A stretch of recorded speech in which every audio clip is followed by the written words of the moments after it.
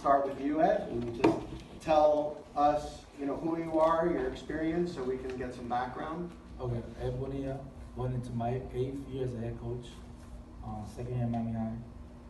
Started coaching at Alonzo Tracy Morris Senior High. You want personal background? And anything else you want to add, but we can leave it there if you want also. That's fine. Last season there were some good moments, and maybe you can just take us through a little bit of how last season went for you. We South Florida Broadcast Network did some games for you guys, and maybe you can just tell us a little bit about how last season went for you guys. Like you said earlier, a lot of ups and downs last year. We saw a little upside when we played Coral Gables at FIU. We competed with them early, and then towards the end of the game, we saw where we need to work on. Very competitive game, though. Yes, you were there. Also, the Miami Beach game when we played at Miami Beach. Another very competitive game. We were there with them, and until the end. A heartbreaker of a game. Yes. Mario Morales got the ball. It took a very special effort from a very special player to win that game or to lose that game. Yes, as it were. I remember that again like it was yesterday. But like overall, coming into Miami High, it was my first year there. It'll be a rebuild time, and we rebuilt last year. And this year, I think we're better. I have a better identity of the team that we have now. So let's talk about your identity. You as a coach, and then the identity that your team currently has. Do you feel like you as a coach and your coaching staff have implemented that identity that you want on the team?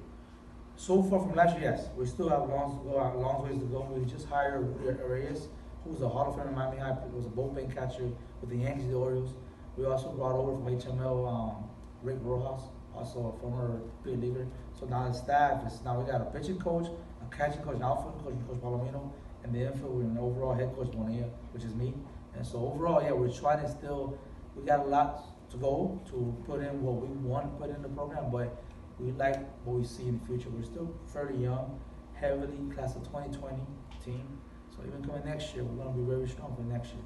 And what is the identity as the team as it sits? Right now? Like, what do you consider yourself? Are you pitching heavy? Are you a small ball team? I mean, I've seen you play different styles, but maybe you can tell us what you think the identity of your team is. Honestly, I'll be honest with you, is right now I couldn't tell you. At least I'm more right now. If I had to answer to you right now, I would say pitching, we're pitching heavy.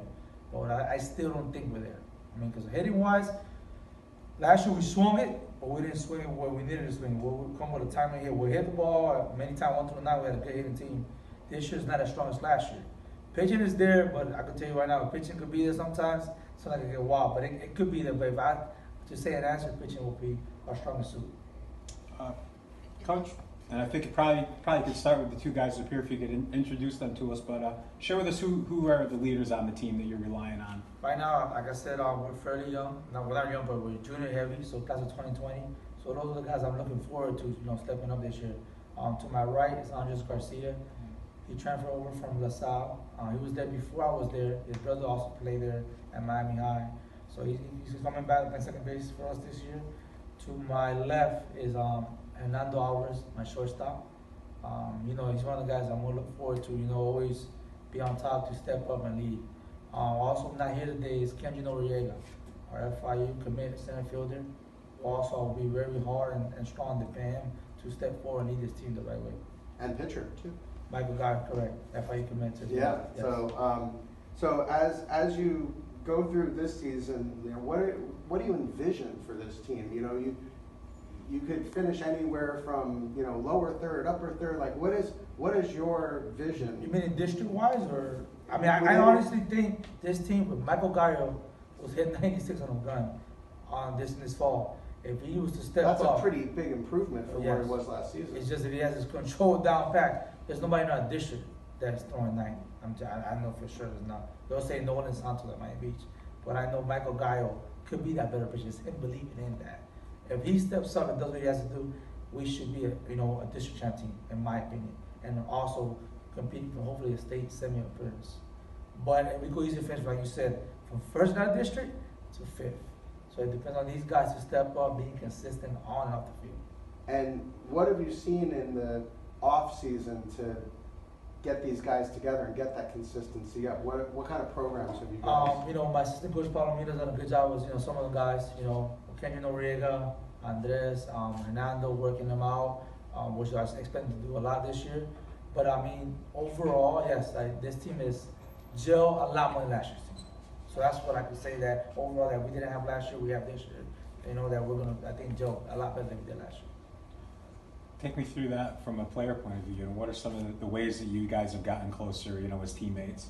You know, like going to school together and like having like a relationship, like seeing each other every day.